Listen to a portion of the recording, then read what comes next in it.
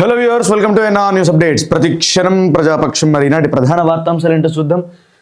నిన్న వినాయక చవితి కాబట్టి ఈరోజు ఎట్లా పేపర్ రాదు, కానీ వార్తలు అయితే ఉంటాయి కాబట్టి ఇండియన్ ఎక్స్ప్రెస్ పేపర్ కనుక మనం చూసుకుంటే ఆన్లైన్ వార్తలు. Are cops ignoring Congress MLAs and ministers in what has turned out to be an embarrassment to the Congress. Its Dalit MLA Vemla Veeresham has lodged a complaint with Speaker Gaddam Prasad Kumar that Rajkonda police had humiliated him while he was on his way to receive Irrigation Minister and Uttam Kumar Reddy at helipad in Nalgonda district recently. మనందరికీ తెలుసు, వేముల వీరేశం గారు అక్కడ Nalgonda district లోపట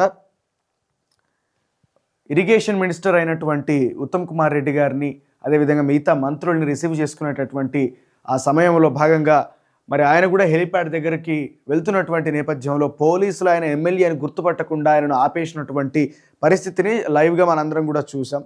అయితే గతంలో నుంచి ఇప్పటి వరకు ఆయన ఎమ్మెల్యే అయినటువంటి సంగతి ఎవరికి తెలియదా? రాచకొండ పోలీస్ స్టేషన్లో ఆయన కంప్లైంట్ చేశారు. అక్కడ ఉన్నటువంటి పోలీసులు ఆయనను, రాచకొండ పోలీసులు ఆయనను అవమానించినట్లుగా ఆయన కంప్లైంట్ చేశారు స్పీకర్ గారికి. ఆ పోలీసులకు వేముల వీరేశం గారు ఎవరు, ఆయన ఒక ఎమ్మెల్యే అన్నటువంటి వాస్తవం అనేది తెలియదా? ఇది కావాలని మరి మంత్రులు చేపించిరా, ఎమ్మెల్యేలు చేపించిరా, రేవంత్ రెడ్డి గారే ఇట్లాంటివి అప్పుడప్పుడు జరగాలి, లేకపోతే నెత్తికెక్కుతారు అన్నటువంటి ఆలోచనలతోటి మాట్లాడుతూ ఉంటారు కాబట్టి ఆయన ఇలా ఈ రకంగా ప్రవర్తింపజేసిరా? బట్టి విక్రమార్క గారిని ఈ విధంగానే అవమానిస్తూ ఉంటారు. ఇప్పటికే 2-3 సార్లు ఆ రోజు లక్ష్మీనరసింహస్వామి దేవాలయం లోపట ఆయన ఒక్కడిని కింద కూర్చుండబెట్టి మిగతా మంత్రులు, ఎమ్మెల్యేలు, ముఖ్యమంత్రి గారు అందరూ కూడా మరి సింహాసనాల మీద, ఆసనాల మీద కూర్చున్నటువంటి పరిస్థితి. మరి ఈ విధమైనటువంటి అవమానాలు అనేవి చేయడం అనేది ఎట్టి పరిస్థితుల్లో కూడా అది తగదు. దయచేసి వాటిని మానుకోవాలి. IMD issues yellow alert for Telangana till September 9. India Meteorological Department has issued a yellow alert for the state till September 9 for moderate to heavy rains and thunderstorms.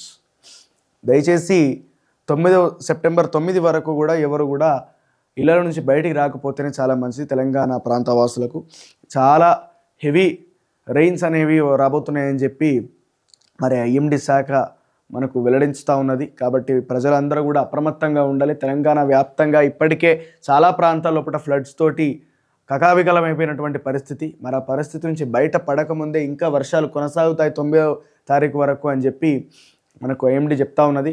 కాబట్టి తెలంగాణ వ్యాప్తంగా ఉన్నటువంటి ప్రజలు, తెలంగాణ వ్యాప్తంగా ఉన్నటువంటి జిల్లాల ప్రజలందరూ కూడా జాగ్రత్తగా ఉండాలి, అప్రమత్తంగా ఉండాలి, సేఫ్గా ఉండాలి. ఎత్తైనటువంటి ప్రాంతాల లోపల ఉండాలి. ఎత్తైన ప్రాంతాల లోపల చెట్ల కింద ఉండకూడదు, పెద్ద పెద్ద టవర్స్ దగ్గర కూడా ఉండకూడదు. ఎందుకంటే ఉరుములు మెరుపులతో కూడినటువంటి వర్షం సంభవించినప్పుడు ఖచ్చితంగా పిడుగులు పడే అవకాశం ఉంటుంది. కాబట్టి వాటి నుంచి తప్పించుకునే ప్రయత్నంలో మనం అందరం కూడా జాగ్రత్తలు పాటించవలసినటువంటి అవసరం ఉన్నది. Telangana activist Jitta Balakrishna Reddy passes away. Telangana activist Jitta Balakrishna Reddy passed away while undergoing treatment for neurological issues at private hospitals here on Friday. He was 52. His last rites were held at his farm house in Mangampalli near Bhavangere on Friday evening. మరి తెలంగాణ ఉద్యమకారులు చిట్టా బాలకృష్ణారెడ్డి గారు అనారోగ్యంతో మరణించినటువంటి సంగతి అందరికీ తెలిసిందే. మరి ఆయన సొంత గ్రామమైనటువంటి మంగంపల్లిలో భువనగిరి జిల్లా మంగంపల్లిలో ఆయన యొక్క అంత్యక్రియలు ముగిశాయని చెప్పినట్టుగా ఒక వార్త చూస్తున్నాం మనం.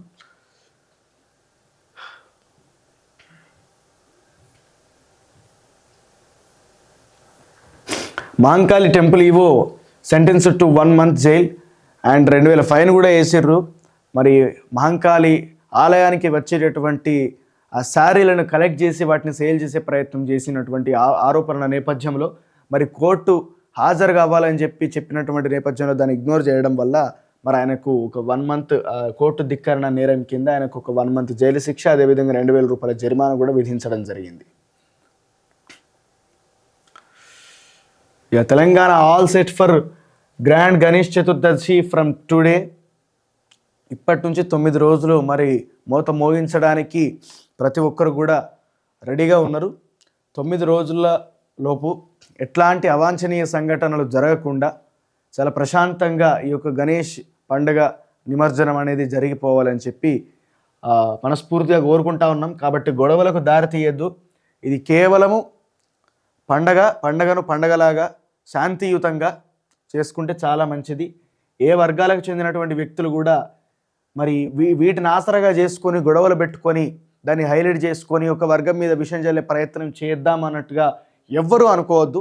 అది ఎవరు అట్లా ఆలోచించినా అది శాంతి భద్రతలకు విఘాతం కలిగిస్తుంది. కాబట్టి ప్రతి ఒక్కరు కూడా కాస్త ఈ పండుగను చాలా ప్రశాంతంగా జరిగే విధంగా చూస్తే బాగుంటుందని మనవి. Telangana Andhra Pradesh suffered equally, CM Revanth reminds centre.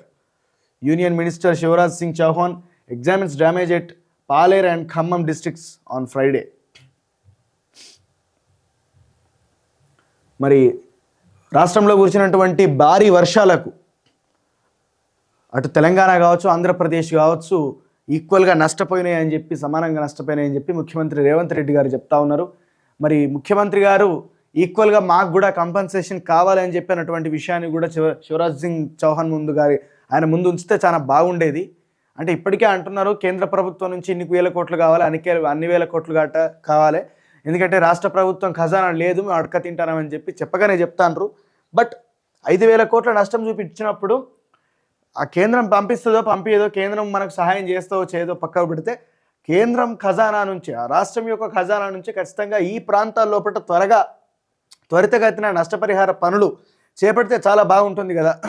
ఎవరి సహాయం కోసం ఎదురు చూసే బదులు వాళ్ళు ఇంకా మింగుదామని చూస్తారు మన దగ్గర నుంచి.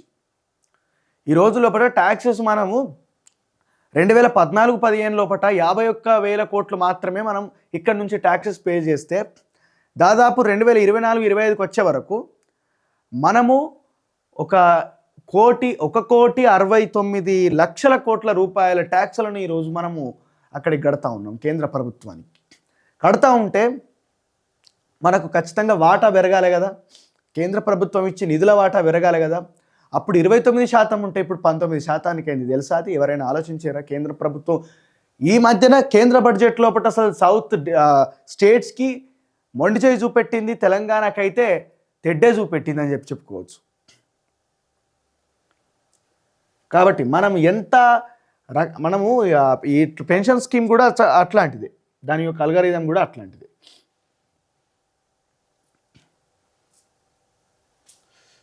Right. 10,000 trees uprooted by rare weather event in Telangana, while there was no loss of fauna. That ecological damage describes some environmentalists as squall is incalculable in Etur Nagaram Wildlife Sanctuary. The thousands of trees uprooted in the Etur Nagaram Wildlife Sanctuary in Mulugu district due to a rare weather system on August 31st. ఈ photo మనం చూస్తే దాదాపు 200 హెక్టార్ల లోపట 1,00,000 చెట్లు ఈ విధంగా నేలమట్టం పడిపోయాయి. ఇదంతా కూడా ఏటూరు నాగారం ఫారెస్ట్ నుంచి మేడారంకి వెళ్ళేటటువంటి అడవి, అదేవిధంగా పసరా నుంచి మేడారం వెళ్ళేటటువంటి అడవులు ఏవైతే ఉన్నాయో అడవుల లోపల పూర్తిగా చెట్లన్నీ కూడా కూలిపోయి డ్యామేజ్ అయినటువంటి పరిస్థితి. ఎందుకు అంటే ఇది కేవలం ఇక్కడ ఈ అడవిలో ఏదో సంథింగ్ ఏదో జరిగింది, ఏదో మిస్టీరియస్గా ఏదో జరిగిందని చెప్పని అనుకుంటే మాత్రం అది చాలా అజ్ఞానము. There is no mystery at all. కేవలము ఒక వెదర్ ఈవెంట్ చాలా రేర్గా జరుగుతుంది అంతే.